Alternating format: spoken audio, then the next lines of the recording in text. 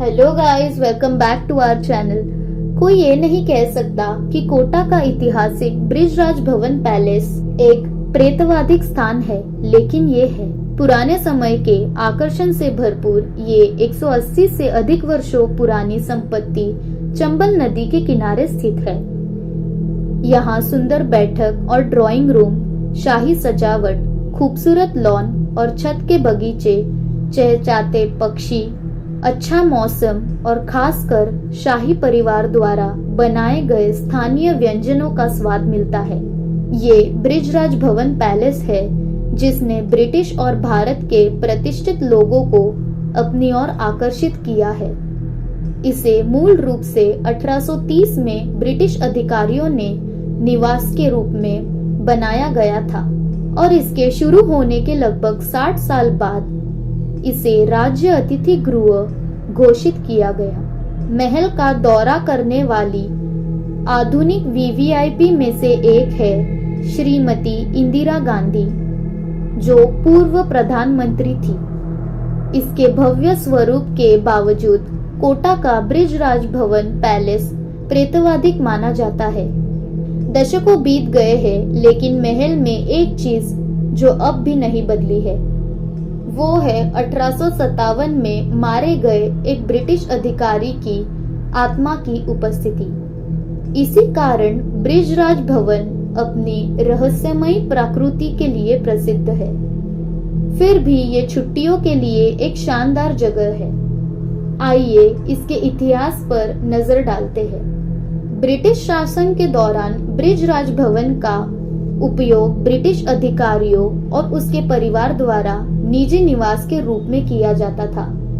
एक बार major Charles Burton नामक एक अधिकारी कोटा आए और इस विरासत संपत्ति में अपने परिवार के साथ बस गए। जब 1857 का प्रसिद्ध सिपाही विद्रोह हुआ तो भारतीय सैनिकों के एक समूह ने बृजराज भवन पर हमला किया। उन्होंने महल में घुसकर मेजर बर्टन के आदमियों को भगा दिया और अंततः अंग्रेजी अधिकारी और उनके बच्चों की हत्या कर दी। हत्या के बाद कोटा के तत्कालीन राजा ने शवों को बरामद किया और उन्हें महल के केंद्रीय हॉल में दफना दिया। उसके तुरंत बाद स्थानीय निवासियों ने अजीब आकृतियां देखना शुरू की और डरावनी आवाजें सुनने लगे। इस तरह लोगों ने निष्कर्ष निकाला कि मृत ब्रिटिश मेजर की आत्मा आज भी महल में निवास कर रही है। तो जब आप इस महल में रहने के लिए जाएंगे तो आप क्या उम्मीद कर सकते हैं? खैर, 1980 में कोटा की पूर्व महारानी ने एक ब्रिटिश पत्रकार को बताया कि उन्होंने मेजर बर्टन की आत्मा को देखा था। कहा जाता है कि महारानी ने अपने अध्याय कक्ष में एक सफेद बालों वाले वृद्ध व्यक्ति के रूप में मेजर बर्टन को देखा था, जो एक छड़ी के सहारे चलते थे। वो महल में एक निर्दोष निवासी की तरह घूमते थे, लेकिन जब भी गार्ड नींद में होते थे तो वो बहुत सख्त हो जाते थे। बताया गया है कि वो गार्ड्स को थप्पड़ मारकर उठाते थे ताकि वो सोते ना रहे। गार्ड्स ने आत्मा से डांट खाने की भी रिपोर्ट दी है।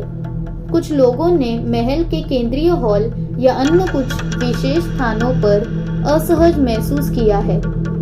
आमतौर पर लोगों को रात में महल के अंदर ही रहने की सलाह दी जाती है और बगीचे या छत पर टहलने से बचने के लिए कहा जाता है, भले ही आत्मा निर्दोष हो। सो गाइस, कैसी लगी आपको ये बृजराज भवन पैलेस के हॉन्टेड होने के पीछे की असली कहानी? अगर आप चाहते हो कि ऐसी स्पूकी और सच्ची कहानी को आप मिस ना करो तो हमारे चैनल को सब्सक्राइब कीजिए। Thank you guys, good bye.